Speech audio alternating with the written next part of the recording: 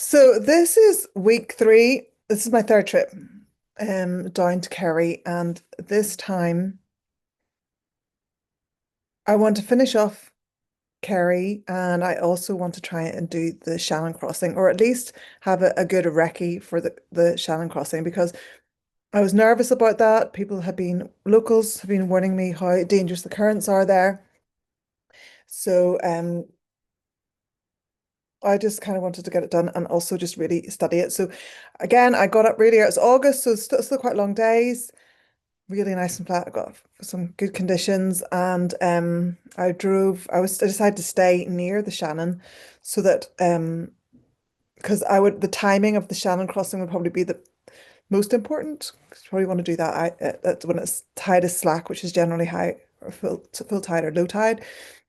So and the timings weren't great for that. So it was really early in the morning. So I thought, right, I'll just stay nearby. So I was doing a bit of glamping, and it was just me, and I'd picked really good conditions. So I drove down, and yeah, I've been driving all night and all day, and I got down here in the evening, and it was still light. So I thought I'll just do a little bit of recce. So literally driving along, this is the Shannon here, but driving along and just decided to stop off at all the piers and see which looked like a decent enough pier to cross. I wasn't going to cross right at the mouth, also because I was by myself. I was going to have to battle across and back. So it wasn't just once, it was like literally across and back. So I was trying to find a place that would look safe. There's another one, Kilteery Pier, which was just a little bit further round. That looked good too. And then there's Foynes Harbour, which would have had the shelter of this little island behind it. And I thought that might be good. You can see high tide. Well, that's middle of the night. Low tide 6:30 in the morning, or high tide 1:11 in the afternoon. And this is on the Sunday. So it changes every day. First light's at 6:20 and it's low tide at 6:20. So I was kind of aiming for something like that. And this is my glamping pod. I hadn't done any glamping before, so I was excited about staying here, and it was really nice. This was like inside, just making myself at home. And here I am. So yeah, literally the next morning I got up really early. You can see 5 a.m. and I got down to the Shannon here, and it's sun coming up. So yeah, so basically here I am, sun's coming up. You can see down here there is this was did I go to I think I went to Foynes Harbour first, which is possibly down here, but it didn't look like anywhere to get down onto the water. And as you can see here, it's low tide and it's just seaweed and mud banks. So I wasn't sure if that was really going to work. And here is, you can see, I couldn't really see how I was going to get down onto the water either. Look, there's steps down. There was water on this side, but I really didn't fancy trying to carry my board down here. And that's the crossing. It's not a big, massive crossing, but I just couldn't see how I was even going to get my board into the water here. And here is, here I am, just the board, sun coming up, doing a bit of a recce, really keen to get in and just get this done, but also just trying to be sensible. So anyway, so I gave that up. I looked around, I couldn't really see anywhere in, and I thought I would go down and do the rest of Kerry because the low tide wasn't helping. So this is Banna Beach. So I went down here. This is kind of like the mouth. Along here, you get into the mouth of the Shannon. So let's have a little look.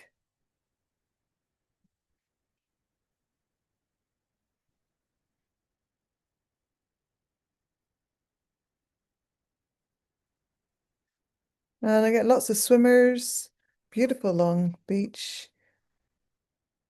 So off I went and did some paddle boarding. Lovely start to the day. Flat and calm, no one around. Really easy stretched up and down towards the mouth of the Shannon and back down and then on down the other side.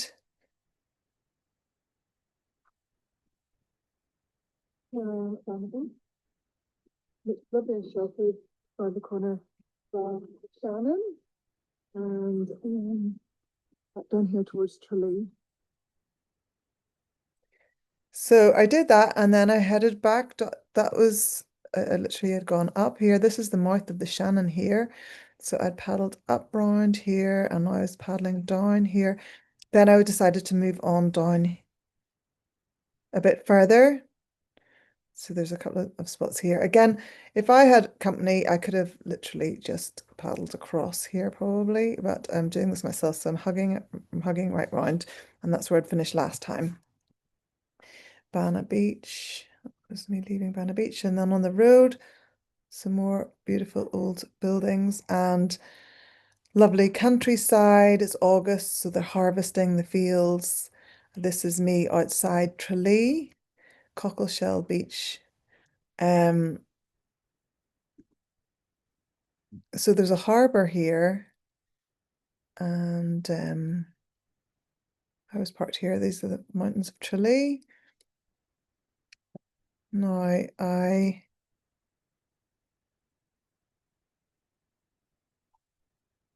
see there's a like canal here. There's water. Anyway, wasn't the easiest. It wasn't exactly a Cockleshell Beach. I had to walk over a lot of seaweed to try and get out, and it was very muddy and murky. But I got out and I paddled around here.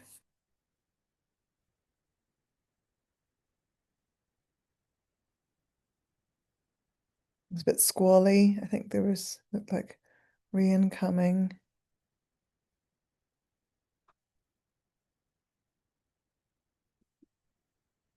So here I am, Cockleshell Beach, although it wasn't very beachy, it was mainly seaweed, bladderwrack everywhere, and a little canal. So just paddled out. Tralee, you can see the mountains behind me. Tralee, and then in the distance is Banna Beach, and then the mouth of the Shannon. So that'll be done. Okay.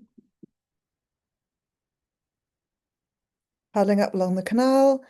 And then I went on a bit further on around to Derrymore, which brings me up to Castle Gregory. So this is me parked here. Again, look at that. Beautiful, stunning beach. No one around. And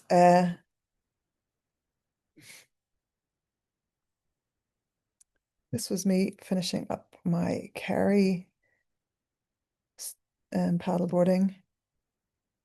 So really pleased with that. Oh yes. So then here I am back attempting to do this is the Shannon crossing. So I'd gotten up in the morning really early to do the morning one because it looked like it was going to be windy at high tide. So I thought, well, let's do low tide. But when I went down again, I couldn't really see this pier looked like the best one to get in because there was actually looked like people swam from there, which is always a good sign. And there was a few swimsuits and things like that lying around, and there was a lifeboat. There was a lifeguard station. So I thought, right, this could be a good place to cross. But when I went down really early in the morning, I was looking around trying to find somewhere to get in, and I saw at the far side that there was somebody was walking in, and there was rocks, and you could actually walk in, and you would miss because it was just mud banks the whole way in, and I wasn't feeling safe about carrying my board the whole way across over the mud banks. So I decided to so I stopped and talked to this lady. Anyway, she was amazing. She said that she organizes swims across the Shannon from here. And she said she didn't really, she could feel the current getting stronger at that moment when I was there because I had literally paddled, I lifted my board off and was ready to get in. She said, come back. And it was about lunchtime. So I told her this is when it looks like it's going to be high tide. And she said, come in like half an hour before, something like that. And it was just really pure luck to met this older lady, and she had given me so much information, and like how bizarre, like I'd gone down there wasn't a soul around. She was the only person I met, and she happened to organize the swims across. She says she normally doesn't go in at low tide, but she had something on that day, so she couldn't come back down. So this is what it was looking like. I was a bit worried because like sort of around the time she'd suggested coming back, it was showing 11 to 17 miles an hour winds, which is quite strong. And didn't really fancy that for my crossing, but she thought I was going to be fine. So here I am back at lunchtime, and you can see the tide's in now. Look at this, it's all water. And you can see here the lifeguards are here, and there's people in swimming. So that also looks to me, that's like tick, tick, tick. Really good. And it's not that far. I think it's like a mile across, which should take me about 15 minutes. And but as soon as I get there, look, you can see in the distance a ship is coming. That the problem is ships are coming in and out of here as well. So that's just an extra thing. It takes me 15 minutes to get across, but a ship could be along there really quickly. So now you can see how easy it is to get in. You can literally walk down here at high tide, so it's really easy to get in. It's really nice to see a lot of people swimming. And there's that boat. Look, see how it just came up so quickly. And so I spoke to the lifeguard. I just wanted to let them know what I was doing, just in case they would be wondering. And I just wanted to run it by them, make sure they were okay with that. And I've been up since 5. I was actually down here this morning at 6 o'clock, and it was low tide. And I was driving up and down with Shannon, just trying to find a place that looked like it would be safe to cross. And Foynes couldn't find a place to get in, and then found another pier. Didn't look like I could get lunch from there. And then I came to this pier, which is Glin, and I met a little lady, apparently called Maria, who, luck would have it, organises swims across the Shannon from here. So she was able to tell me she'd come back at high tide, which is around now, and 12 o'clock she recommended would be the best. It's just a bit windy for my liking. That sort of thing. Really good ship crossing. Anyway, I spoke to the lifeguards. I think there was lifeguards on duty, and they've given me the thumbs up. So here we go. Shannon crossing. Yeah, when you've been hearing stories, which have happened the whole way around Ireland, by the way, people have been telling, oh, this bit's really dangerous, oh, this bit's really, really dangerous. You get really nervous. So now I was just like gung ho, let's get this done. So here I am, right, paddling across towards the other side. And thankfully, no ships around. I'm not really, that's back to where that's the other side over there. Let's see, there's shipping station out here, another shipping station out there. There's Foynes Harbour on the other side. It's quite industrial, so there's a lot of ports along here too, with the ships. So anyway, I paddled across, and then I think this is me paddling back again now.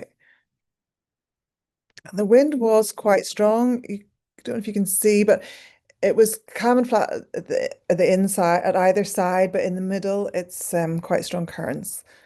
But I was literally going as fast as I could. Once I got to here, it was like in the home straight. There's going to be no boats in that close. So I knew I was done, and I was really happy. Stopped to even take a little video. Me in the middle of the Shannon. Actually, I've almost done. I was sweating it because they do get ships coming down through here, but I'm just beside on the other side now. I'm just coming in at Glin, Kilteery Harbour, and there's lifeguards. Just good too. So huge relief to get that done. There's the lifeguards. This is me coming back in. Yes, done and done. Really pleased with that. You can see how nice and flat it is here. It wasn't like that in the middle, but I'm just so pleased that it's finished. Oh, I'm gonna do that chat. just to the Shannon crossing, which is great. Get that over and done with. Like luck as have it. I was driving around this morning. I was up at 5 to be low tide. It was at 6 this morning, and I came down and I was driving up and down the Shannon trying to find a place that looked like it would be safe to get in, or even possible to get in. Because it was low tide, it was just mud banks. But I happened to drive into the Glin here, and I met this lady who was off swimming at 6:20 this morning, and her name is Maria, and she actually, as luck would have it, she organises swims across the Shannon. So she was perfect, and she told me to come back at Glin, which is better at high tide. She said it's just much better coming out at high tide. Taking the crossing then, so, and she said before high tide. So I got loads of advice, which is great. There's lifeguarding duty here too, so really happy got that done. Yes. So so and then I decided I got that all finished and I was got some rest and then I was heading home and decided to stop and see another friend who lives in County Clare, and Caroline and I used to go to gyms, do the gyms together in New York, and um she's actually a yoga teacher herself. So, and she loves to work out in the gym. So we met and did a little workout. I don't know how I did this because I'm actually totally knackered after doing all my paddle boarding and everything to be doing a gym workout. But we also had a lovely, so we also did the plunge pools and had a lovely relaxing time too. So it was really good. So yeah, that's the end of my Kerry and a nice visit with my friends.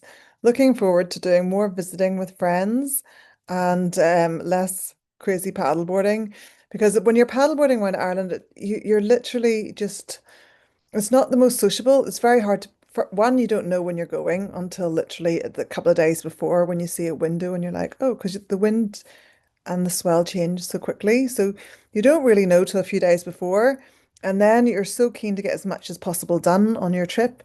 And you don't want to organize to meet friends. So I usually just let them know last minute when I'm there, which is probably really annoying. But thankfully, I've been able to catch up with some of my friends on the way around. So really pleased with that. And that was the end of, I'd literally done my Shannon crossing, and I had paddled round, finished up Tralee down this little bit, so it wasn't a whole lot of Kerry left to do, but really really glad to have gotten that done. The furthest away part of Ireland, but really stunning, I have to say, all of it. West Cork as well, definitely recommend. And I'm pretty sure I will be definitely going back and doing a lot more trips around there too, because there's a lot to see and do. Anyway, thank you.